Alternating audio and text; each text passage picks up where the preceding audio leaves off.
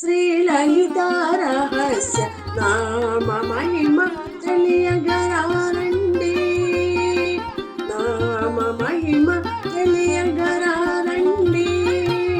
శ్రీలలిత రహస్య నామ మహిమ తెలియగరారండి.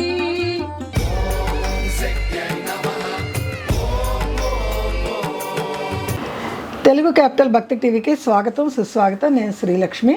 ఈరోజు మనతో సంస్కృత పండితురాలు, గోల్డ్ మెడలిస్ట్, కవిత్రి, రచయిత్రి, ప్రముఖ ఆధ్యాత్మికవేత్త, జ్యోతిష నిపుణులు డాక్టర్ శ్రీ కుప్ప విజయశ్రీ గారు మనతో ఉన్నారు. విజయశ్రీ గారు నమస్కారం అండి. నమస్కారం శ్రీలక్ష్మి గారు. విజయశ్రీ గారు, మనం లలిత రహస్య సహస్రనామాల వివరణ ఎలా పలకాలి అన్నది చెప్తున్నారు, వివరణ చెప్తున్నారు, అమూల్యమైన ఫలితము చెప్తున్నారు. ఈరోజు ఏ నామం అందిస్తారు మాకు? ఈరోజు కూడా మనందరము తెల్లవారు లేస్తే అమ్మవారి పాదాలని ఆశ్రయిస్తాం కదా. అవునండి. ఆ పాదాల గురించి ఉన్న వివరణతో ఉన్న నామమే ఉందండి. అద్భుతమైన నామం ఇది కూడా. నఖ దీదితి సంచన్న నమజ్జన తమోగుణ. ఈ నామం ఎన్నో నెంబరు మనం ప్రేక్షకులకి చెప్దాం. మనం 37వ నామం అయి ఉండొచ్చు. అంతవరకు 37 అయి ఉండాలి. 36 అయిపోయినాయి. అవునండి శ్రీలక్ష్మి గారు, మీరంటే నఖ దీదితి సంచన్న నమజ్జన తమోగుణ అనేది నామము. 37వ నామం. ఈ నామంలో మనము నేర్చుకోవాల్సింది, ప్రధానంగా చూడవలసింది ఏమిటంటే, ఎక్కడైనా కాలి గోళ్ళు చేతి గోళ్ళు కూడా ఎక్కడ కత్తిరించి పారేద్దని చెప్తూ ఉంటారు మన వాళ్ళు. గోళ్ళని వెంట్రుకల్ని ఎక్కడా పారేయనివ్వరు. 24 గంటలు సజీవంగా ఉంటాయంటారు. 24 గంటలు కదండి, మన మరణానంతరం కూడా అవి సజీవంగానే ఉంటాయి. అమ్మ బాబోయ్, అవి కాలిపోవు. దహనానంతరం కూడా వెంట్రుకలు గోళ్ళు కాలవు. అంటే మనం తీసి పడేసిన వాటిలో 24 గంటలు పవర్ ఉంటుంది అని విన్నా నేను. అది ఉండొచ్చు. మనం గోళ్ళు కత్తిరించినప్పుడు దాంట్లో పవర్ ఉంటుంది కనుక ఆ పవర్ని ఎవరైనా క్యాష్ చేసుకుంటారేమన్న భయంతో మనం తొక్కినా కూడా మనలో ఉన్న ఇది దాని నుంచి వచ్చేది సంఘర్షణ జరుగుద్ది, అందుకనే తొక్కవద్దు అంటారని పెద్దలు ఎవరో చెప్పగా విన్నాను. అయి ఉండొచ్చు అది కూడా. అయితే ఇక్కడ ఏంటంటేనండి, సాధారణంగా చేతబడి చేసేవాళ్ళు వెంట్రుకల మీద గోళ్ళతోనూ చేస్తారు. అందుకని మానవులకి సంబంధించినంత మటుకు కాలి గోళ్ళని కానీ చేతి గోళ్ళని కానీ లేకపోతే తల వెంట్రుకలని కానీ తీసి తొక్కని చోట పడేయమంటారు. అంటే ఎవరు తొక్కని చోట పడేస్తే దానివల్ల మనకి హాని ఉండదు. మీరన్నట్టు దానిలో ఏమన్నా కాస్త శబ్దం అంటే ఏమైనా శక్తి ఉంటే ఇతరులకు కూడా హాని చేయదు అది. సో ఆ రకంగా మామూలుగా గోళ్ళ గురించి చెప్పుకుంటే, గోళ్ళ గురించి ఇలా మనం సాధారణంగా సమాజంలో వింటూ ఉంటాం ఇవన్నీ. కానీ అమ్మవారి విషయం వచ్చేసరికి అమ్మవారి యొక్క కాలి గోళ్ళ వర్ణన ఇది. నఖ దీదితి సంచన్న నమజ్జన తమోగుణ. నఖము అంటే గోళ్ళండి, దీతితులు అంటే కాంతులు, కాంతివంతమైనటువంటి గోళ్ళు. సంచన్న అన్ని కలిపిన అంటే కాంతుల సమూహం కుప్పపోసినట్టుగా అమ్మవారి యొక్క కాలి గోళ్ళు ఉన్నాయి. ఫస్ట్ అది. నమజ్జన తమోగుణ ఇది రెండోది క్రియాపదం. అటువంటి గోర్లు ఉన్నటువంటి పాదాలకి నమస్కరించినటువంటి భక్తులకి నమజ్జన, ఎవరైతే నమస్కరిస్తూ ఉంటారో వాళ్ళకి తమోగుణం నశించిపోతుంది. నమజ్జన తమోగుణం అంటే అజ్ఞానం, అంధకారంలో ఉండటం. వాళ్ళు ప్రతి ఒక్కళ్ళకి అదే కదా మరి ఉండేది. అందుకని అంటే మనలో ఉన్నటువంటి మూర్ఖత్వము, తమోగుణము నశించిపోవాలి అంటే, తమోగుణం అంటే కొంత బద్ధకము, నిద్ర, అలసత్వము, అరాచకము, సంప్రదాయం లేనటువంటి పనులు చేయటం, ఇవన్నీ తమోగుణాలు. ఈ తమోగుణం అంతా నశించాలి అంటే నఖ దీదితి సంచన్న, అది అద్భుతమైనటువంటి కాంతుల సమూహంతో మెరిసిపోతున్నటువంటి కాలి గోళ్ళు ఉన్న అమ్మవారి పాదాలకి మనం నమస్కరిస్తే ఆ జనాలకి, ఆ నమస్కరించిన జనాలకి తమోగుణం నశించిపోతుంది. చిన్న పనండి, ఫలితం పెద్దది. అది ఎందుకంటే నఖదీదితి సంచన అంటే అమ్మవారి యొక్క కాలిగోళ్ళు ఒక చోట అయితే చంద్రరేఖలలాగా మెరుస్తున్నాయి అంటారు. లలితా శాస్త్రంలోనే ఇంకొక చోట నామం ఉంది. అదేంటంటే చంద్రుడి యొక్క కాంతులు ఎట్లా ఉన్నాయో అటువంటి కాంతితో ఉన్నటువంటి నఖదీదితులు గల అమ్మవారు అని ఒక మరొక నామంలో కూడా ఉంది. నఖదీదితి సంచలన. ఇక్కడేమో కేవలం కాలిగోళ్ల యొక్క కాంతినే వర్ణించాడు, కానీ ఆ కాంతి చంద్రకాంతితో సమానంగా ఉంది అని చెప్పేసి ఇంకొక చోట కూడా వర్ణించాడు.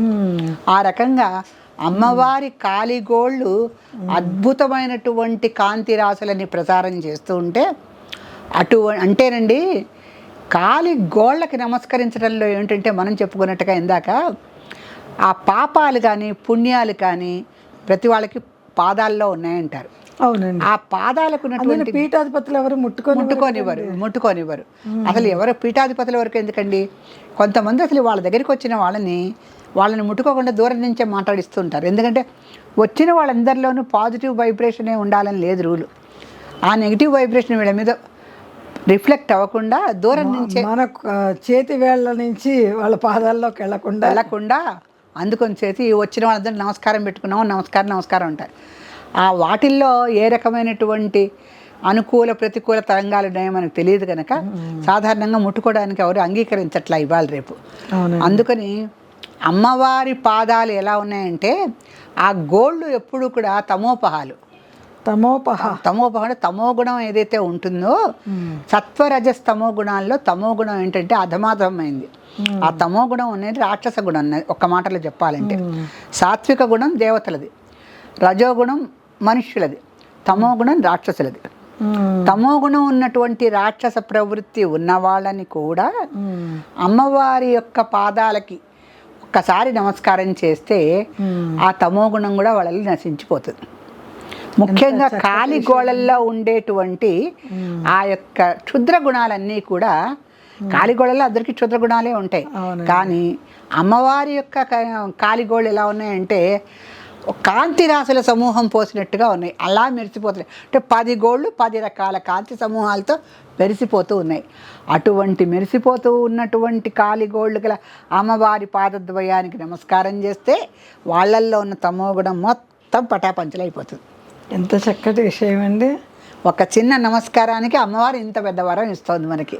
చాలా గొప్ప విషయం అండి. ఈ నామం చక్కగా చదువుకోండి అమ్మా.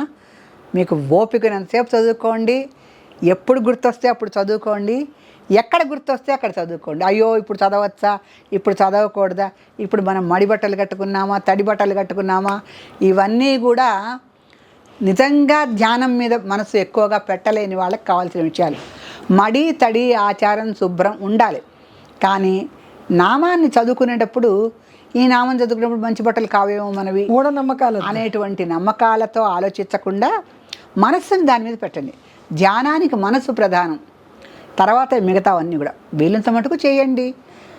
వీలు కుదరని పక్షంలో ఇప్పుడు ఆఫీసుల్లో పని చేస్తుంటారు, ఒక అరగంట మీకు టైం దొరుకుతుంది, ఈ నామాన్ని హాయిగా చెప్పించుకోండి. నా బట్టలు మంచివా కాదా, నేనున్నది ఆఫీస్ కదా, పూజా గదిలో కాదు కదా, ఇటువంటి మూఢనమ్మకాలు వదిలేసేయండి. మీకు ఎప్పుడు గుర్తొస్తే అప్పుడు, ఎక్కడ వీలుంటే అక్కడ ఈ నామాన్ని జపించుకుంటూనే ఉండండి. ఎటువంటి తమో గుణాలు మనలో ప్రవేశించినా, కొంతమంది మనకి స్నేహితులు అవ్వచ్చు, బంధువులు అవ్వచ్చు, వాళ్ళకున్న తమో గుణాన్ని మనలో ప్రవేశపెట్టిపోతారు వాళ్ళు. కరెక్ట్. మనం గుంజుకుంటుంటాం, ఏమిటా ఇలా విన్నాం అని. ఈ మదన కూడా అమ్మవారు పోగొట్టేస్తుంది. ఈ మదన ఉండదు. అవన్నీ మనం వినకూడదులే, అనవసరంగా ఇవాళ మన టైం వేస్ట్ అయింది అనుకుంటాం.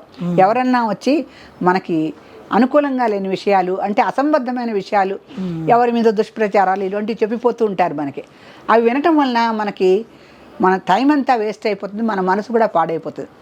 ఇటువంటి వాటికి అవకాశం ఇవ్వకుండా అమ్మవారు ఆ తమో గుణం ఉన్న వాళ్ళని మన దగ్గరికి రానివ్వదు.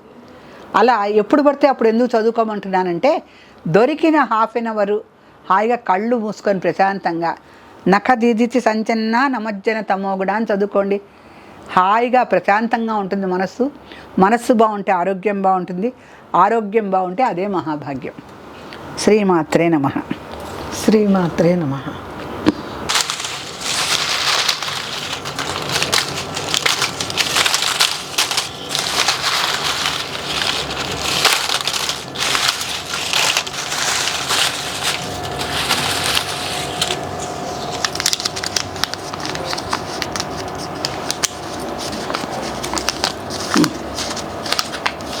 వెల్లంకి రమ, హైదరాబాద్. రమగారు, మీకు అమ్మవారి ఆశీస్సులు లభించినాయి. త్వరలో ఈ పుస్తకం మీ చేతికి అందుతుంది. అభినందనీయులు. రమగారు, స్క్రీన్ పైన వచ్చిన నెంబర్కి మీరు అడ్రస్ పెడితే తెలుగు క్యాపిటల్ భక్తి టీవీ వారు మీకు తప్పకుండా తొందరలోనే పంపిస్తారు. పుస్తకం అందిన వెంటనే మీరు చిన్న వీడియో తీసి పెట్టండి. శ్రీమాత్రే నమః. శ్రీమాత్రే నమః.